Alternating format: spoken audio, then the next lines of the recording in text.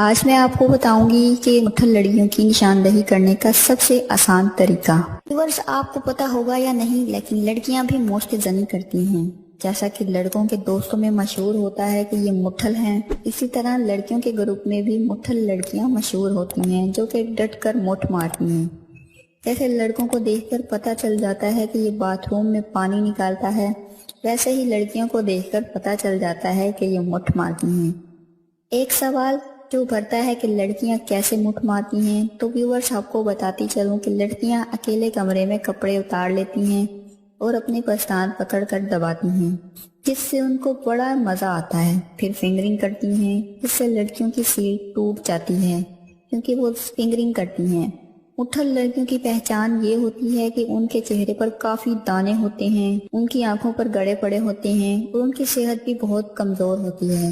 آج کا ہمارا موضوع یہ ہے کہ کیا میاں بیوی ایک دوسرے کی شرمگاہ کو چوم سکتے ہیں یا نہیں۔ ہمارے معاشرے میں اکثر و بیشتر لوگ سوشل میڈیا سے عجیب و غریب چیزیں دیکھتے ہیں اور پھر وہی عمل کرنے کے خواہشمند ہوتے ہیں، اور یہی بات کہ میاں بیوی ایک دوسرے کی شرمگاہ کو چوم سکتے ہیں یا نہیں، یاد رکھیں کہ میاں بیوی کا آپس میں تعلق اللہ تعالیٰ نے مقرر کیا ہے۔ اللہ تعالیٰ کی طرف نکاح کے دو بول کے ذریعے جو میاں بیوی ایک دوسرے درمیان رشتہ قائم ہو گیا ہے، تو یہ کام حلال ہے۔ جو چیز حلال ہے وہ چیز حلال ہے، اور جو حرام ہے وہ چیز حرام ہے۔ لیکن اس کے باوجود بھی یہ یاد رکھیں کہ میاں بیوی کے درمیان بھی ایک حیا والا رشتہ ہوتا ہے۔ ہم ماں باپ جب ہم بستری کر رہے ہوتے ہیں، ہمارا ایک مخصوص معاملہ ہو رہا ہوتا ہے، اس وقت ہم ہر اس چیز کو بلائے طاق رکھ دیتے ہیں اپنی اندرونی خواہشات کی وجہ سے۔ یہ یاد رکھیں کہ ہم بستری کے وقت ماں باپ جس حالت میں ہوتے ہیں، ان کے اندر کی جو کیفیت ہوتی ہے، وہ اسے اگر اس حالت میں عمل ٹھہر جائے تو وہی اثر بچے پر آ جاتا ہے۔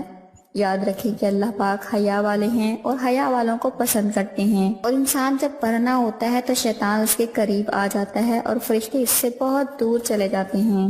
ہمیں ان چیزوں سے بچنا چاہیے، لیکن ہم انہیں دیکھ کر انہیں عمل پیرا ہونے کے خواہشمند ہوتے ہیں۔ آپ وہ سوچیں، ہماری زبان اللہ پاک کا نام لیتی ہے، ہمارے نبی پاک کا نام لیتی ہے، ہمارے ہونٹ قرآن پاک کو بوسہ دیتی ہیں، تو آپ یہ کس طرح یہ برداشت کر سکتے ہیں کہ ہمیں اللہ پاک کا نام لینے والی زبان، قرآن پاک پڑھنے والی زبان ایک گندی جگہ کا بوسہ لے؟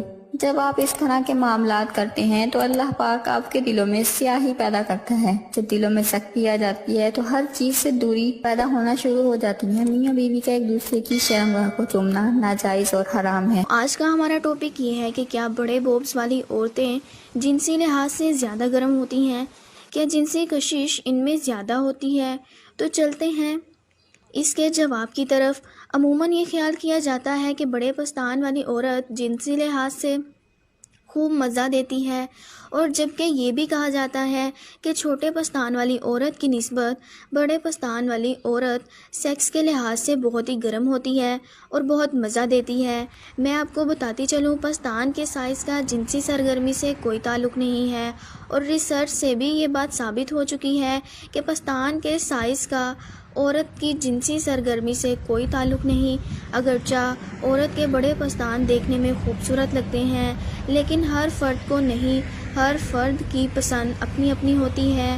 مگر عورت کی بھرپور ازدواجی زندگی سے پستانوں کے سائز کی کوئی خاص اہمیت نہیں۔ اس ٹاپک پر ویڈیو بناتے بناتے ایک اور بھائی کے سوال پر نظر ڈالتے ہیں۔